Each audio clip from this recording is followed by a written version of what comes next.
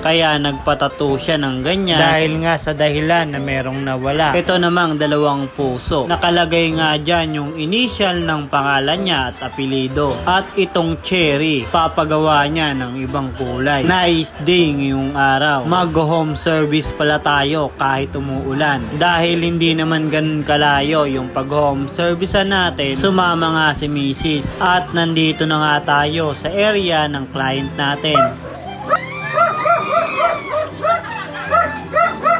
At ayan na nga, pinagbuksan na tayo. Hindi lang sila yung umihiyaw, pati nga rin yung aso. Hindi naman halatang masaya sila dahil matatatuan na naman sila ng bago. At dala nga natin yung mini printer natin. Saktuhan lang na size yung gagawin natin na tattoo. Kaya mag-setup na rin tayo ng mga gamit. Ito rin pala yung mahirap kapag nag-home service. Wala kang maayos na area. Kung ano lang din yung mga gamit nila sa bahay, yun lang yung mga pwede mong gamitin. At kapag wala pa sila ng mga gamit na kailangan mo, gagawa ka na nga lang din ng paraan para makapag-setup ng maayos. Ay na nga lang din yung kinaya ng setup natin sa upuan lang dahil maliliit yung lamesa nila. At na-stencil na nga natin yung una nating itatato. Pero ang gagawin na kulay ay hindi kulay red. Gagawing black, kaya magiging cherry black. Dahil hindi ganun kaputian yung tone ng balat ni ma'am, gusto nga daw niya ay maging black na lang. Dahil meron nga din daw siyang kakilala na nagpatato ng cherry pero red yung ginawa. Dahil hindi ganun daw kaputian, parang naging pasa daw yung tattoo. Kaya ayaw daw niyang gawing red, kaya gusto na lang daw niyang maging kulay black. Syempre dahil ayun yung gusto ni ma'am, gagawin natin. Dahil masunurin naman tayo. Bali kanina niliningan muna natin bago nga natin sinading. Ginamitan nga natin yan na panglinya na 3RL. Tapos itong shading na ginagawa natin ay 9RS na needle naman yung gamit natin. Para sa akin nga din, magandang choice na ginawang black na lang ni ma'am itong cherry at hindi na niya pinagawa ng kulay red. Dahil medyo brown